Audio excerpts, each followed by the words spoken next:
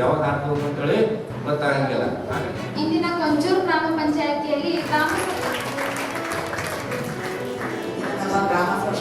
ಸಭೆಗೆ ಒಂದು ಹೆಮ್ಮೆಯ ವಿಷಯವಾಗಿದೆ.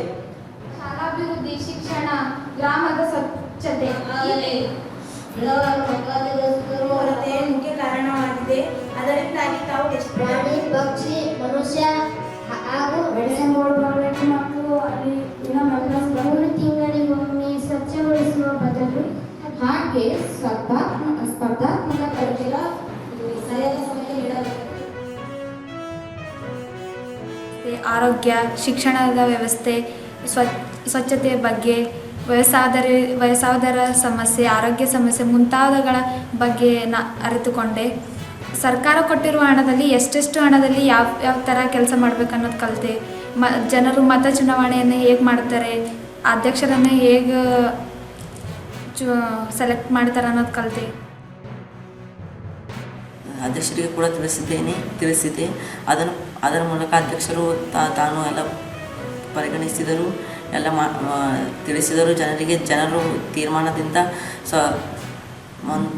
ಒಂದು ಲಿಸ್ಟನ್ನು ಬಂದಿತ್ತು. ಅದರ ಪ್ರಕಾರ ನಾನು ಸರ್ಕಾರಿಗೆ ಕೊಟ್ಟೆ. ಸರ್ಕಾರದಿಂದ ಬಂದ ಬಜೆಟನ್ನು ಅಧ್ಯಕ್ಷರಿಗೆ ತಿಳಿಸಿ ಅಧ್ಯಕ್ಷರ ಅದನ್ನು ಕೆಲವು ವಿಭಾಗದಲ್ಲಿ ಹಂಚಿದರು. ಆಗಲಿ, ಸ್ವಚ್ಛ ಕುಡಿಯುವ ನೀರಿನ ವ್ಯವಸ್ಥೆ ಆಗಲಿ, ಕೃಷಿ ಅಭಿವೃದ್ಧಿಗೆ ಅಂತಹ ಯೋಜನೆಗಳು, ನೀರಾವರಿ ಯೋಜನೆಗಳು ಮುಂತಾದ ಯೋಜನೆಗಳ ಬಗ್ಗೆ ಚರ್ಚಿಸಲಾಯಿತು. ಮಕ್ಕಳು ಸ್ವಯಂವಾಗಿ ಚರ್ಚಿಸಿ ಅವರು ಮುಂದಿನ ಪ್ರಜೆಗಳಾಗುವಂಥವರು, ಮಕ್ಕಳು ಇಂದಿನ ಮಕ್ಕಳೇ ಮುಂದಿನ ಪ್ರಜೆಗಳಾಗುವಂಥವರು. ಹಾಗಾಗಿ ಅವರಿಗೆ ಇಂದೇ ನಾವು ಪ್ರಜಾಪ್ರಭುತ್ವದ ಮೌಲ್ಯಗಳನ್ನು ಬೆಳೆಸಿದರೆ ಅವರು ನಮ್ಮ ಸದೃಢ ಗ್ರಾಮವನ್ನು ನಿರ್ಮಿಸುತ್ತಾರೆ. ಈ ಸದೃಢ ಗ್ರಾಮದ ನಿರ್ಮಾಣದಿಂದ ಸದೃಢ ದೇಶವನ್ನು ನಾವು ನಿರ್ಮಿಸಬಹುದು.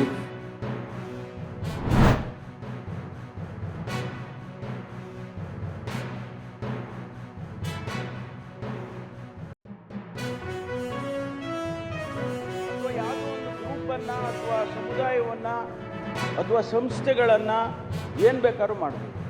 ಅವರಿಗೆ ಯಾವುದು ಅಡಚಣೆನೇ ಇಲ್ಲ.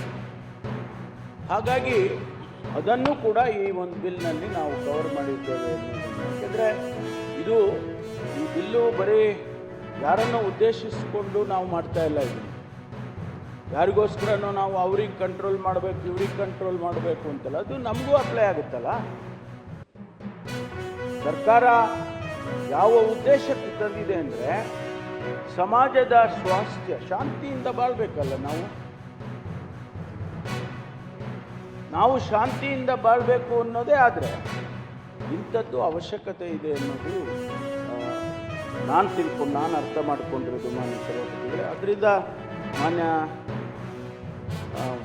ಸದಸ್ಯರುಗಳಿಗೆ ನಾನು ಮನವಿಯನ್ನು ಮಾಡಿಕೊಳ್ತಕ್ಕಂಥದ್ದು, ಇದರ ಅವಶ್ಯಕತೆ ಇದೆ.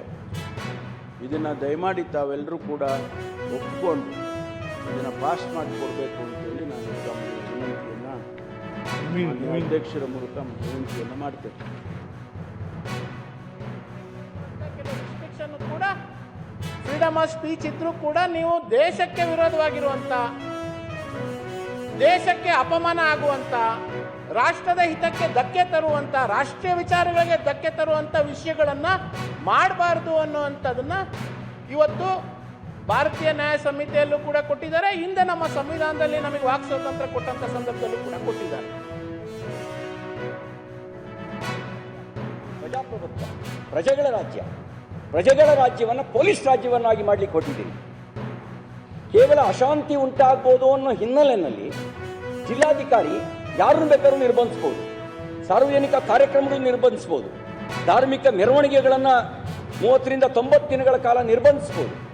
ಇದು ತುರ್ತು ಪರಿಸ್ಥಿತಿಯ ಸಂಕೇತ ಆಗುತ್ತೆ. ಅಂದರೆ ಪ್ರಜಾಪ್ರಭುತ್ವದ ಅಡಿಯಲ್ಲಿ ತುರ್ತು ಪರಿಸ್ಥಿತಿಯನ್ನು ಹೇರದೆ ತುರ್ತು ಪರಿಸ್ಥಿತಿಯ ವಾತಾವರಣವನ್ನು ಸೃಷ್ಟಿ ಮಾಡ್ತಕ್ಕಂಥ ಒಂದು ಉದ್ದೇಶ ಈ ಬಿಲ್ಗಿದೆ. ಸಾಕ್ಷ್ಯಾಧಾರಗಳಿಲ್ಲದೆ ಕಾರ್ಯಕ್ರಮಗಳನ್ನು, ಹಬ್ಬಗಳನ್ನು ತಡೆಯೋದಕ್ಕೆ ದಾರಿಯಾಗುತ್ತೆ.